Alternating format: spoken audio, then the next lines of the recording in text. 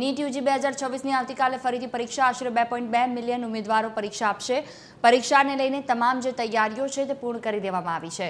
પરીક્ષાની તૈયારીને લઈને દેશભરમાં મોક ડ્રીલનું આયોજન કરવામાં આવ્યું। પેપર લીક થવાથી પરીક્ષા રદ કરાઈ હતી। 3 મેના રોજ નીટની પરીક્ષા લેવામાં આવી હતી।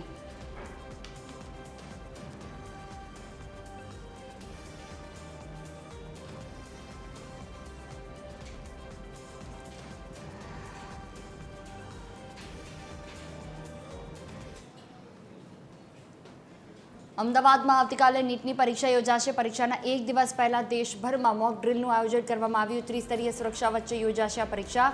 દેશભરના 22 લાખથી વધુ વિદ્યાર્થીઓ પરીક્ષા આપશે। બપોરે 2 વાગ્યાથી આ પરીક્ષા યોજાશે। અગાઉ 3 મેના રોજ લેવાઈ હતી આ પરીક્ષા। પેપર લીકને કારણે પરીક્ષા લેવાશે। આવતીકાલે અમદાવાદ સહિત દેશભરની અંદર જે રીનીટની પરીક્ષા છે તે યોજાવાની છે, ત્યારે તે પહેલા સુરક્ષા વ્યવસ્થા છે કે જે વધુ સજ્જ કરવામાં આવી છે। ત્રિસ્તરીય સુરક્ષાની વચ્ચે આ પરીક્ષા યોજાનાર છે, ત્યારે અમદાવાદમાં આજે પરીક્ષા પૂર્વે મોકડ્રીલનું આયોજન છે તે કરવામાં આવ્યું છે। જોઈ શકાય છે કે પરીક્ષા કેન્દ્ર ખાતે જે આખરી પરીક્ષામાં ફક્ત તમામ વ્યવસ્થા જે છે તે કરવામાં આવી છે, અને વ્યવસ્થાને આખરી ઓપ જે છે હાલ આપવામાં આવી રહ્યો છે।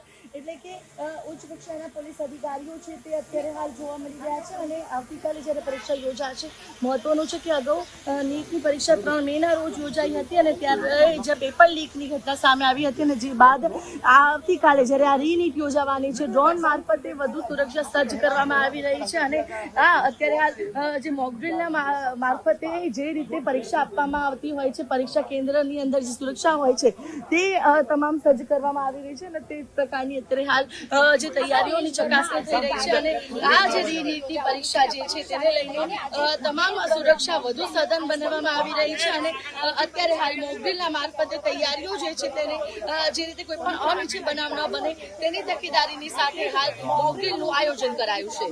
કેમેરા પર્સન નીતિન બગડા સાથે આયુષી યાજ્ઞિક, ટીવી 13 અમદાવાદ।